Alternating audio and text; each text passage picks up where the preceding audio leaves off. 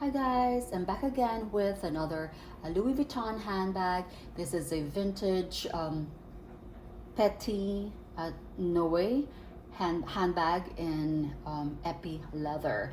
If you have been watching my channel, I have featured a lot, as in a lot of this style because it's one of my favorite Louis Vuitton styles. It's the bucket style, and this is also one of my favorite leathers, which is the epi leather because of its durability, rain or shine. So basically, I think I have owned a lot of this in different colors and different sizes. I have had them in green, blue, red, and multicolor, both in the petite style and the GM style. So the difference between the petite and the GM style is that the GM is obviously the bigger one, but it just has like an additional base at the bottom, like an inch high of base at the bottom.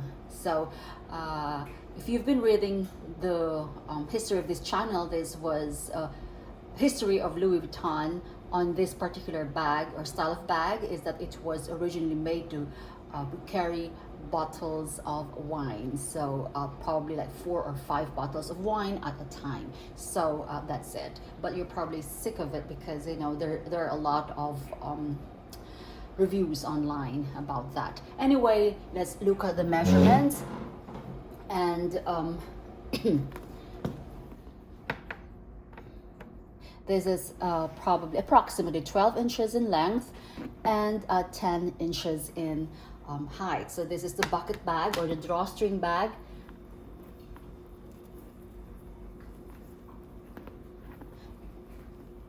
The wear and tear, guys, of this handbag will show on the top upper lining inside, and also on the strings itself. Sometimes it would have ridges or lines over there, and of course this is also prone to wrinkling. So if it is not in use, as much as possible try to fill it up or stuff it, but it's really bulky. Storage is the problem on this one if you don't have much space. Okay, so I really love the color.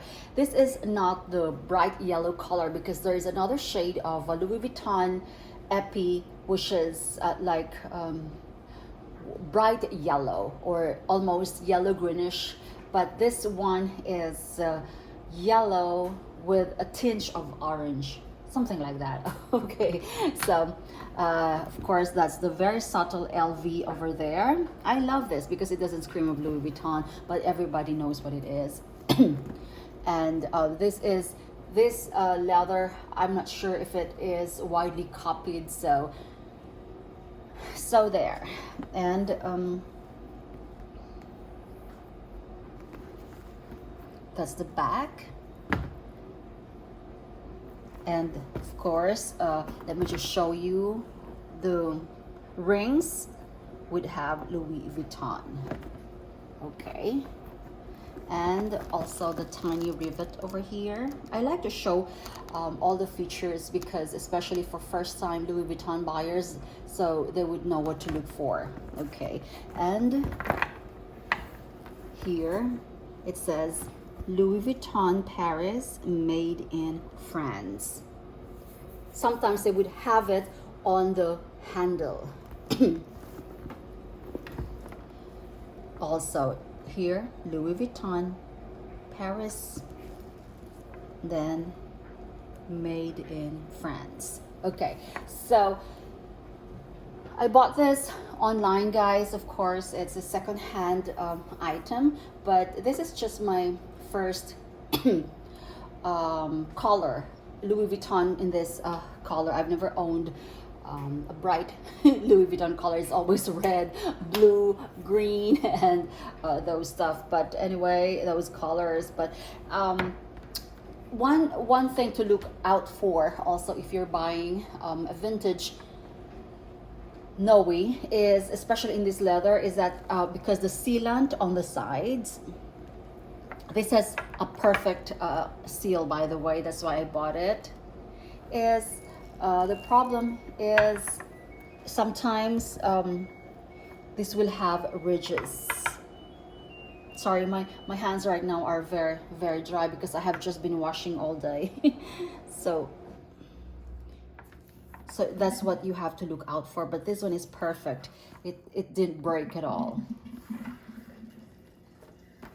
And of course,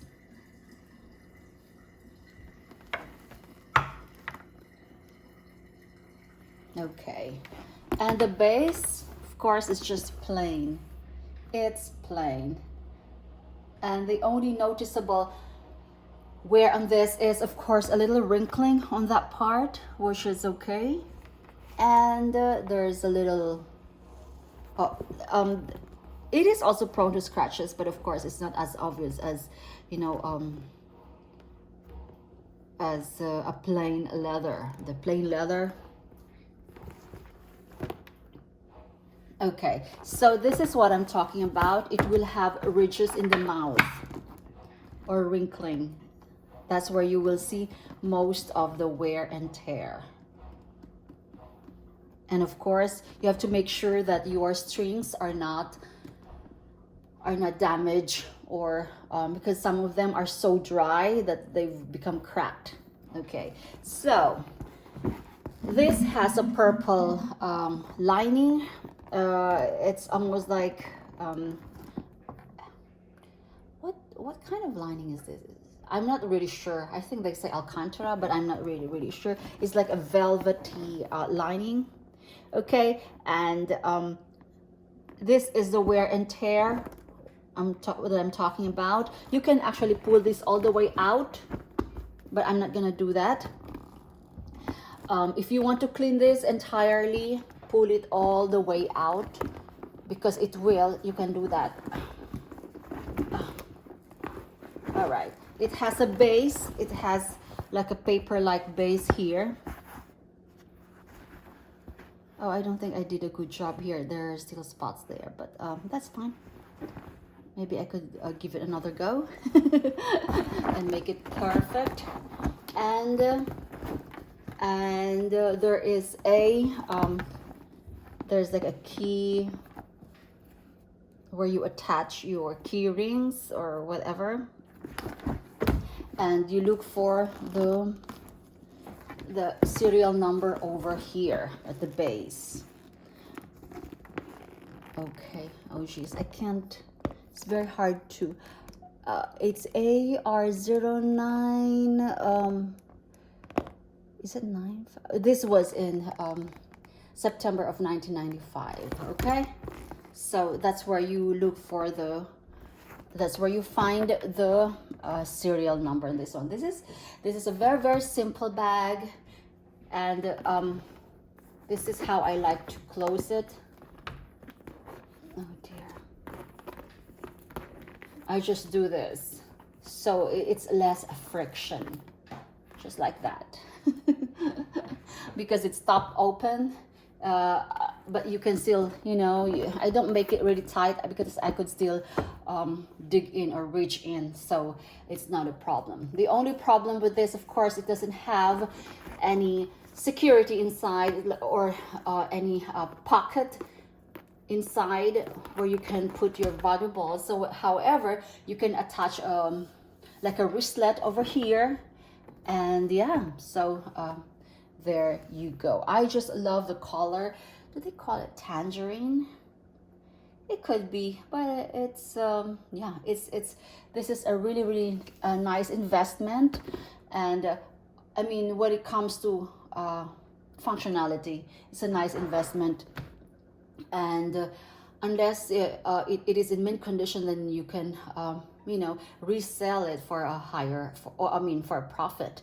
But if you're just looking for like a tough work bag or a tote bag, or it can get really heavy, guys, because this has a very thick